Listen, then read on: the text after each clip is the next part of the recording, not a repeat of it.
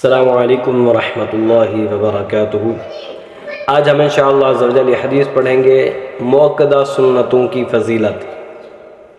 ام المومنین سیدہ ام حبیبہ رضی اللہ تعالی عنہ سے روایت ہے کہ سیدنا رسول اللہ صلی اللہ علیہ وآلہ وسلم نے ارشاد فرمایا: ما من عبد مسلم يصلي لله كل يوم 12 ركعة تطوعا غير فريضة إلا بنى الله له بيتا في الجنة أو إلا بني له بيت في الجنة۔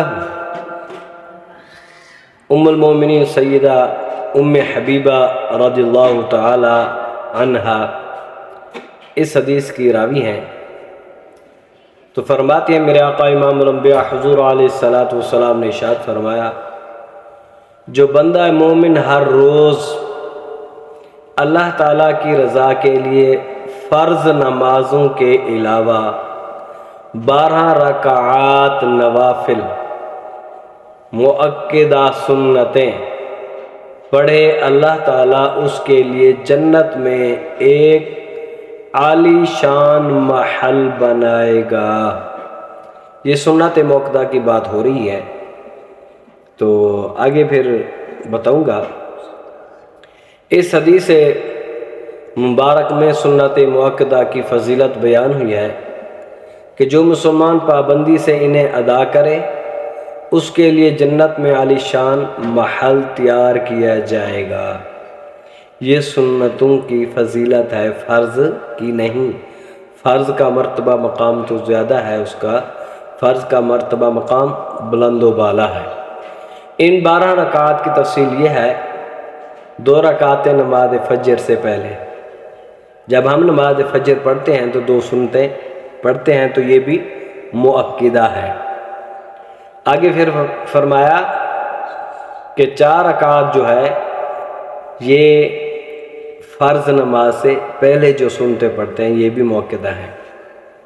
اور پھر ظہر کی نماز کے بعد، یعنی جب جماعت ہو جاتی ہے، پھر اس کے بعد 2 رکعات سنت پڑھتے ہیں، یہ بھی مؤکدہ ہیں۔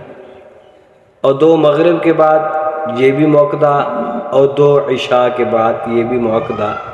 یہ ٹوٹل 12 رکعات ہیں۔ تو یاد رہے کہ فرض نمازوں کے ساتھ پڑھی جانے والی سنتیں 2 طرح کی ہیں۔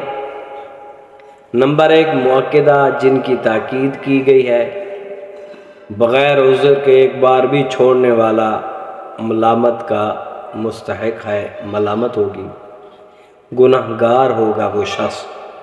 سنت مؤکدہ کو نہیں چھوڑنا چاہیے۔ اور آگے کیا فرمایا؟